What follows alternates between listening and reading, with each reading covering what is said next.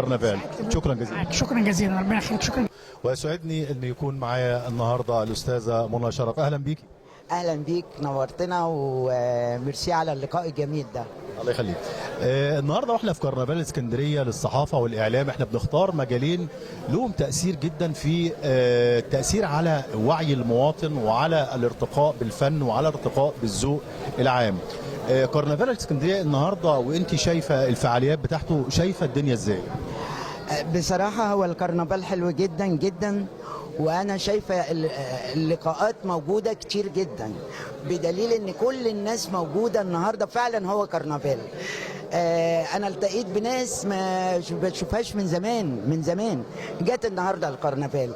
يعني نقول له هو جمع الاحبه النهارده، جمع الاحبه بالقوي، يعني من فنان لشاعر لممثل لمطرب، جمع فعلا ناس واعلاميين ومجتمع مدني. كل حاجه كانت النهارده موجوده في كرنفال اسكندريه، وفعلا انا سعيده قوي ان بيتعمل كرنفال في اسكندريه.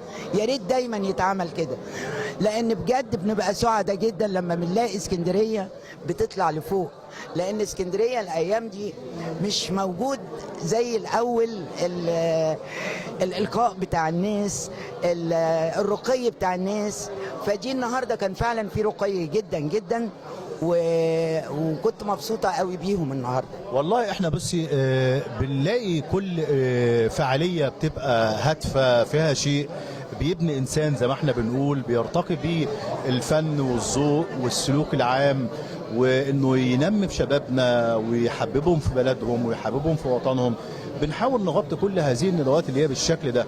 الصحافه والاعلام والنهارده وهم بيكرموا كل فنانين اسكندريه المبدعين، والنهارده الدوره هذه او النسخه ديت باسم يوسف، الفنان يوسف داوود. معروف طبعا يوسف داوود. ليه بصمه حلوه في الفن، ومعروف مين يوسف داوود. انا عن نفسي كنت بشوفه بضحك، فاهم؟ وكان له ابتسامه غريبه معروفه قوي ومحدش يقدر يعملها غير هو بس. انا كنت اضحك على ابتسامته وانا كمان نفس الحكايه. لا لا لا لا، من غير ما يقول اي حاجه غير دلوقتي. انا بتمنى فعلا من الاعلام ومن الفن ان يرجعنا للرقي بتاع زمان، واخد بالك؟ يعني المطربين ما بلاش المهرجانات اللي بتحصل دي. والله بص اقول لحضرتك حاجه، احنا ما ننكرش انه في خلال حقبه من 2000 ل 2025، يعني النهارده الشاب اللي كان عمره سنه 2000 النهارده عمره 25 سنه. في خلال هذه الفتره نشأت فن على فن. كان في بعض انواع الفن للافلام او المسرحيات والكلام، فيها حاجات كتيره خارجه احنا ما كناش راضيين عنها، فبذلك انه نشأ في بعض او في جزء من هذا الجيل نشأ على هذه التعبيرات.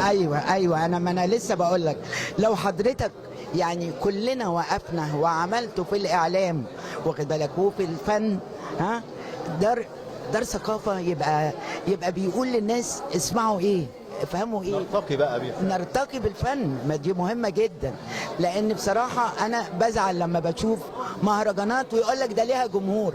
ما فيش حاجه اسمها ليها جمهور، ويقول لك الجمهور عايز كده. الجمهور عايز كده. لا، الجمهور مش عايز كده. اديله فن جيد هيوصل.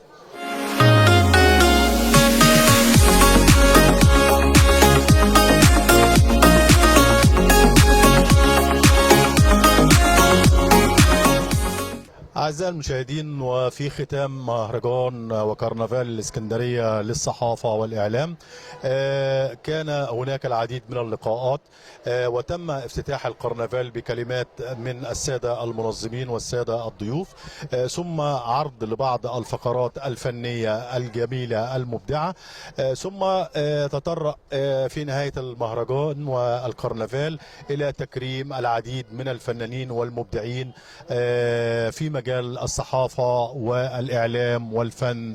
وهذا يدلل على أن اسكندرية هي بلد الفن الأصيل وبلد المبدعين والفنانين.